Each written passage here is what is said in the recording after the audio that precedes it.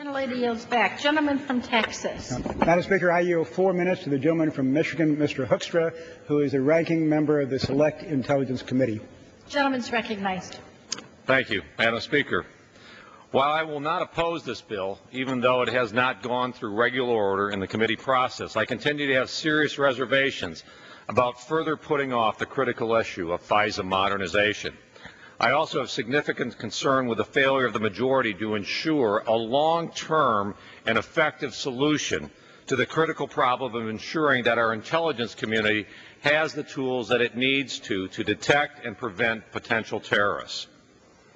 Last August, Congress acted on an overwhelming bipartisan basis after months of prodding to pass the Protect America Act and close significant intelligence gaps against foreign terrorists in foreign countries. The failure to clarify the authorities of our intelligence professionals on a long-term basis had clearly jeopardized America's ability to detect and prevent potential terrorist attacks and to effectively collect intelligence on foreign adversaries. The Protect America Act expires on Friday, February 1. This temporary extension will now push that date to February 15. While elements of surveillance under the Protect America Act could have temporarily continued without an extension, the failure to act permanently on the lapsing of the authorities still ultimately threatens the capabilities of the intelligence community to react with speed and agility to new threats and changing circumstances. We cannot continue to make excuses. We cannot continue to avoid our responsibility to deal with this vital issue. National security should not be on a week-to-week lease. And I think both the President and members on our side of the aisle have made clear that our patience with further delays to this vital legislation will be extremely limited. Democrats have failed to do their job on this critical national security issue, even after Speaker Pelosi boasted last August that they would act as soon as possible. Their partisanship on this issue clearly has failed. A bipartisan Senate solution acceptable to the President has been available for weeks, but has been held up by liberal activists over the issue of retroactive liability for third parties who may have helped the government to detect potential terrorists. Mr.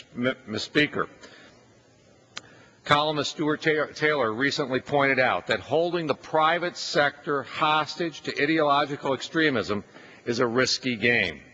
It's a risky game for national security and may chill cooperation in future emergencies. He wrote, quote, that most Americans would want the telecoms to say yes without hesitation, but the telecoms would have reason to say no or delay for a few dangerous days to consult their lawyers. If liberals get their way in a battle currently raging in Congress, end of quote.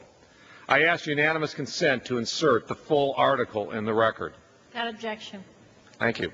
Partisan political points and the non-existent rights of radical jihadists shouldn't be more important than giving the most effective tools to the intelligence community to detect and prevent attacks.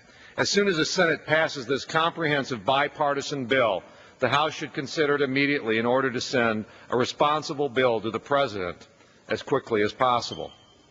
There is bipartisan agreement that Congress must act immediately to ensure a long-term, effective solution that empowers intelligence community professionals to act with speed and agility against foreign targets, provides retroactive liability protection for third parties who may have assisted the government after 9/11, and ensures that court orders will continue to be required for any surveillance targeting Americans.